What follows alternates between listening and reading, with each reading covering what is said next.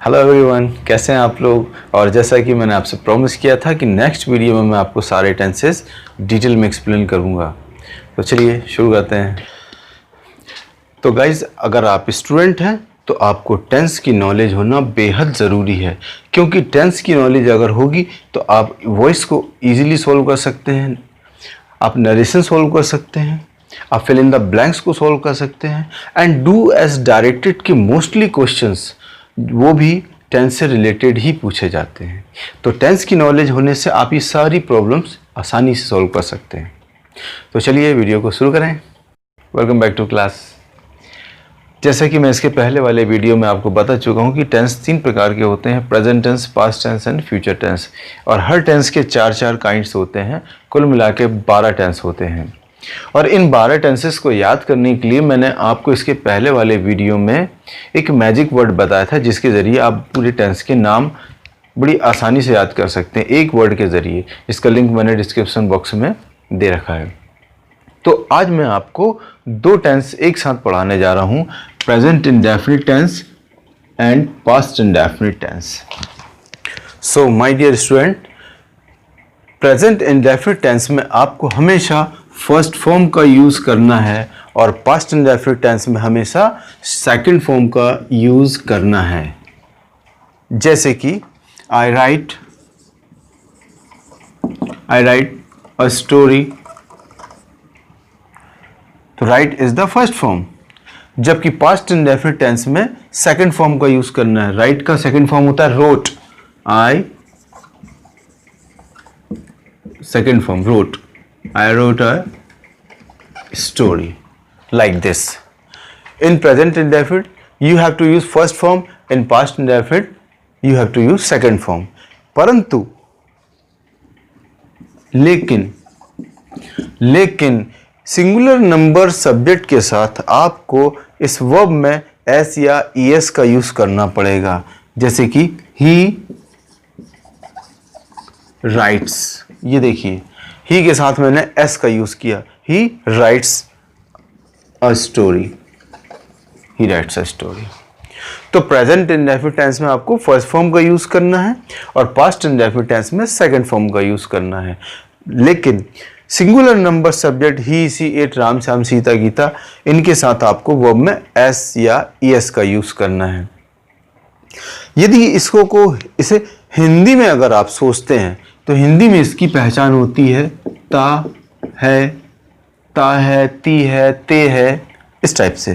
और past indefinite में ता, था, जाता था, खाता था, पीता था, या फिर या खाया या आएगा, मीन्स खाया, पिया, दिया, लिया। एक चीज और आती है इसमें, आ की मात्रा, पढ़ा, लिखा, देखा, सोचा, समझा, आ की मात्रा।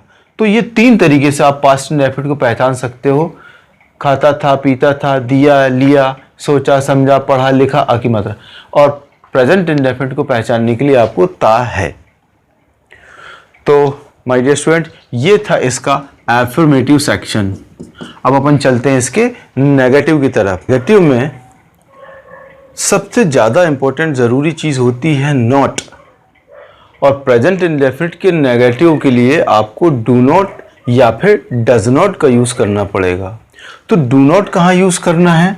प्लूरल नंबर सब्जेक्ट इनके साथ, I do not, we do not, you do not. और डज नॉट का यूज़ करना है सिंगुलर नंबर सब्जेक्ट के साथ, डज नॉट। एक बात।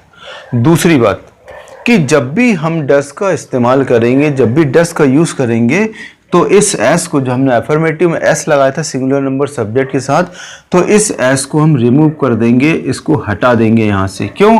क्योंकि इस डज में हमने इस एस का यूज़ कर लिया है।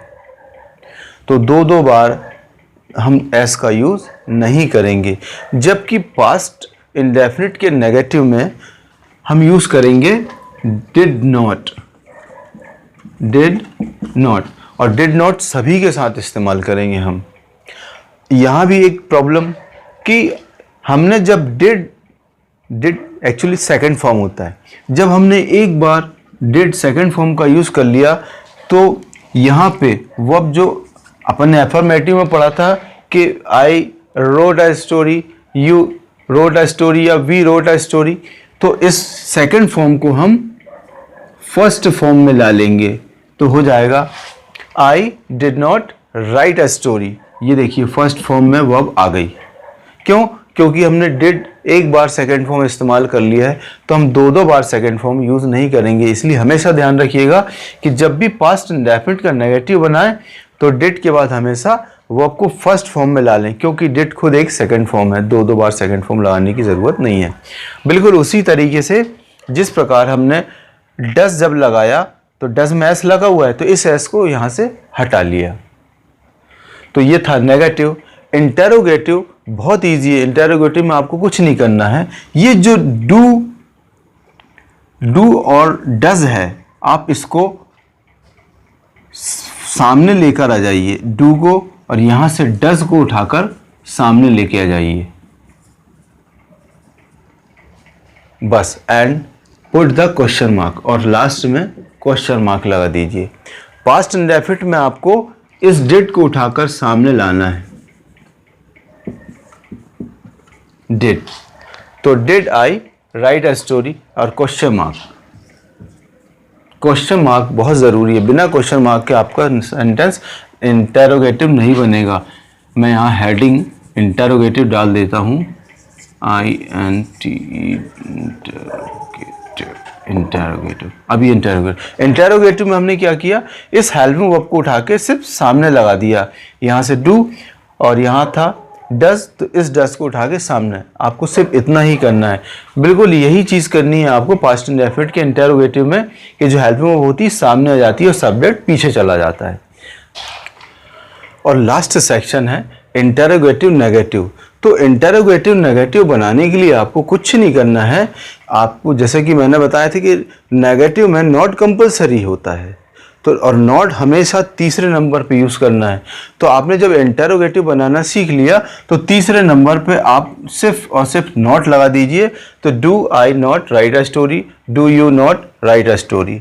यहाँ पर भी सेम ऐसी प्रकार से तीसरे नंबर पे आप नॉट लगा दीजिए, और वहाँ पे पास्ट इंडेफिनिट में भी तीसरे नंबर पे नॉट लगा दीजिए। तो did they not right a story, did you not right a story. That's all. Thank you.